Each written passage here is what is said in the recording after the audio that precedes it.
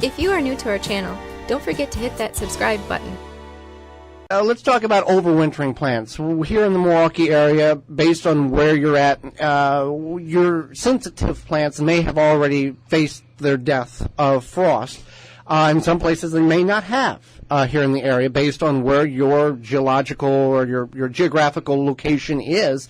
It's been in past years, at the large garden that you predominantly see in our videos, the neighbors' gardens would be killed by frost. But based on the way the garden sets in a little bowl or whatever it is, I'm not a meteorologist or anything like that, but our garden wouldn't get touched with frost. Right. So we're going to go over many of these in which you can't overwinter. I mean, if they're dead now, they're not going to overwinter. But if you still have peppers that are alive, you can overwinter them. Yeah, you can overwinter them. And what you do is you're going to carefully dig them out of the ground. Now, if they're already in a container, that's easy. Right. A movable container.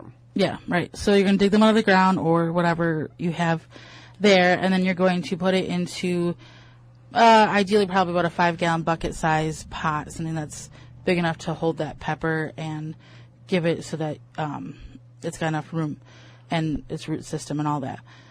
So you put that in there, and then what you're going to do is you just basically take off all the leaves of that pepper.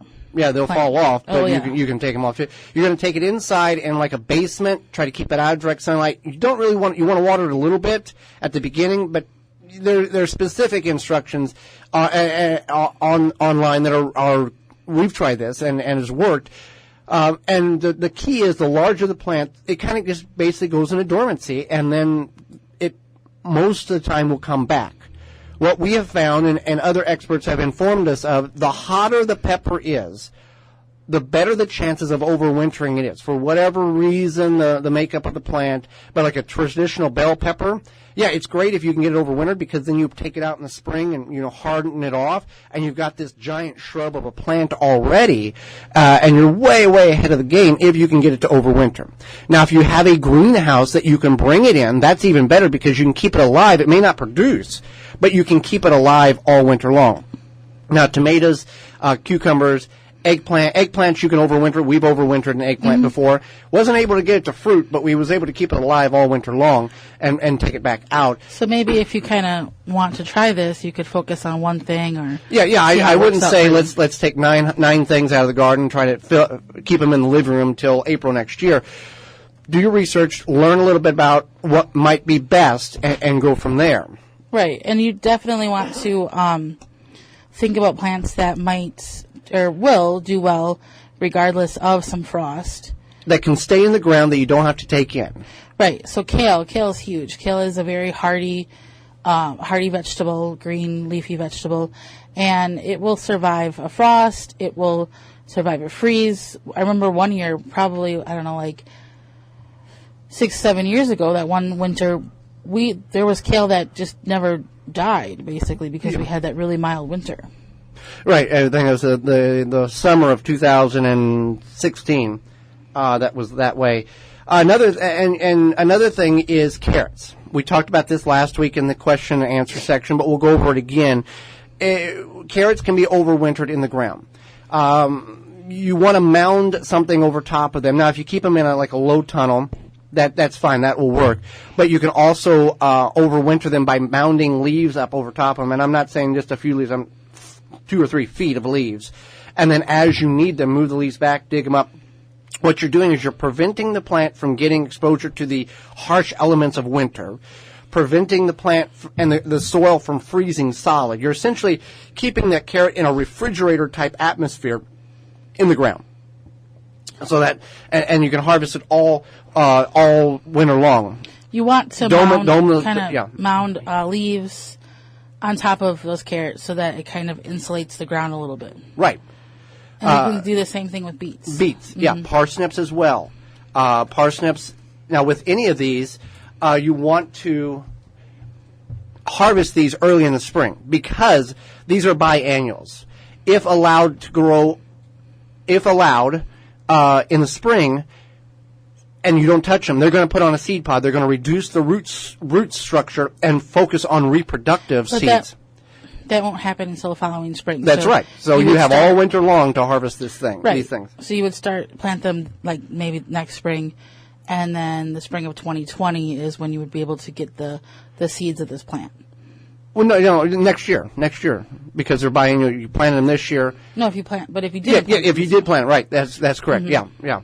So, and Brussels sprouts, people will say, well, Brussels sprouts are a very hardy plant. Yes, they are. They're incredibly hardy.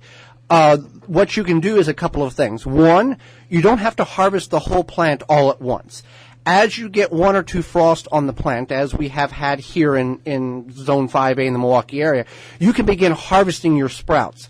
And you want to harvest them from the base up. You don't need to take everything off the plant at once. You can go through and remove the largest sprouts and then let the rest of them grow.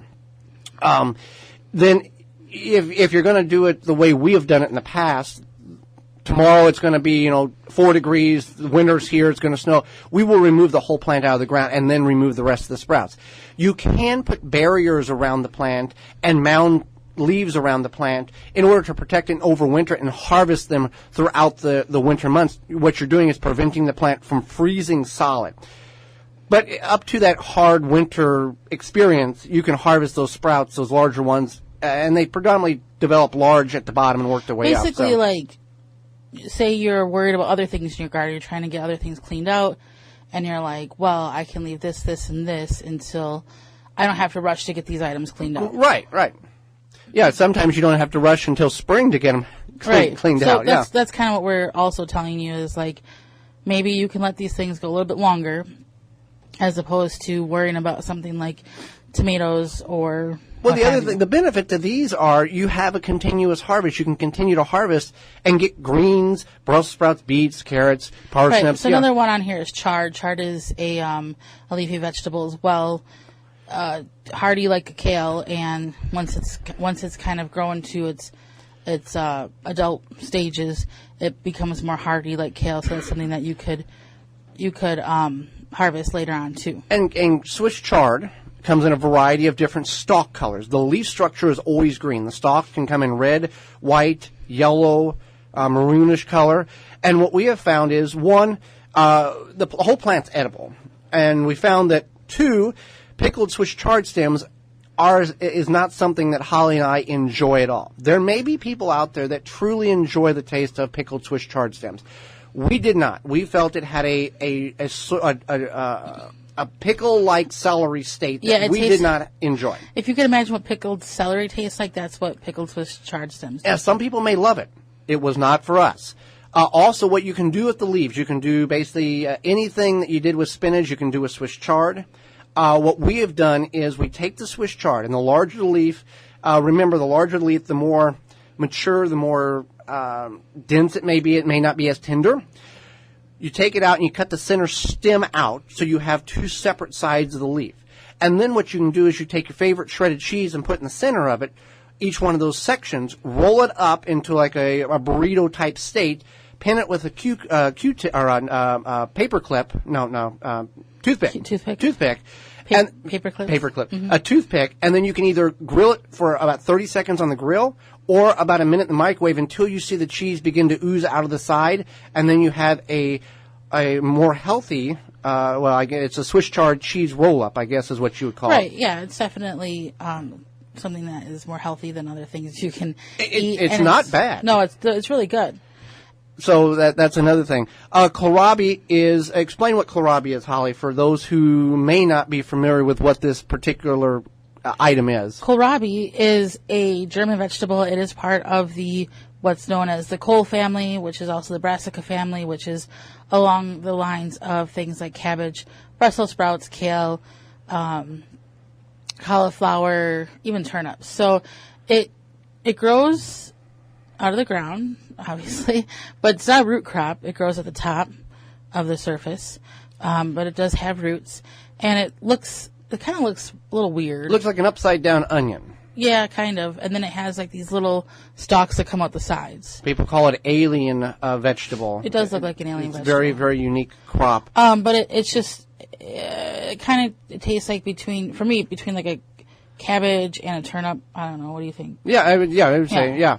Some people will saute it, pan fry it. Other people will cut it thin and just eat it that way as well. A lot of people, if they know what it is, they really like it. Right.